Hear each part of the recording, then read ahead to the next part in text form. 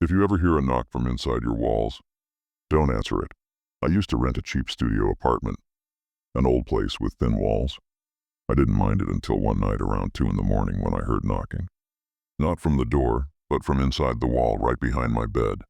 At first I laughed it off, telling myself it was just the pipes, but then the knocking came again, 3 times, slow and deliberate.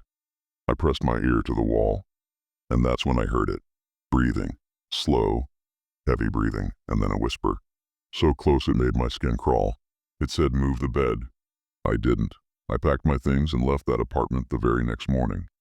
But even now, years later, when I'm lying in bed at night, sometimes I still hear faint knocking. So if it ever happens to you, don't put your ear against the wall. When I was 10, we moved into a bigger house. It should have felt like a fresh start, but my room always felt wrong. First came the closet door, trembling like someone pressed from inside.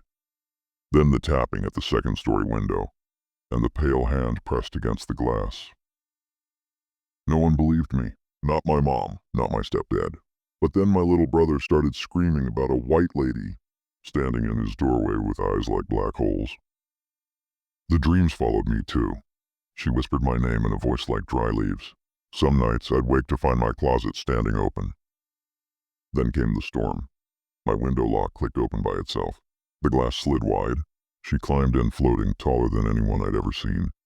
Her face pale, her eyes empty.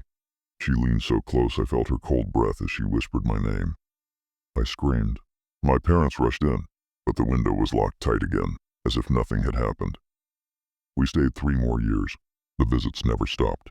Even today, when storms rattled the windows, I checked the corners of my room, because I'll never forget her. At 8 years old, I rode my bike every afternoon. On one block, there was always a man in a hat standing in his driveway. He never stepped off the pavement, never came close, just waved, asked about school, laughed at little jokes.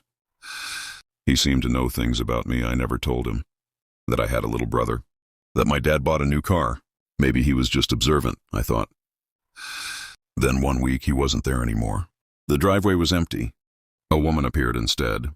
I finally crossed the street, even though my mom had forbidden it, and told her about the man I always saw.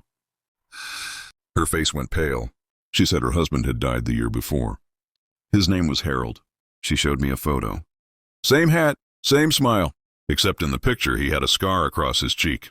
The man I spoke to had no scar. That night I heard my name whispered outside my window. The same voice, the same playful tone. My dad searched with a flashlight. Nothing. Years passed. The house changed owners. New cars filled the driveway. But I still remember the man in the hat, standing exactly where the pavement met the road.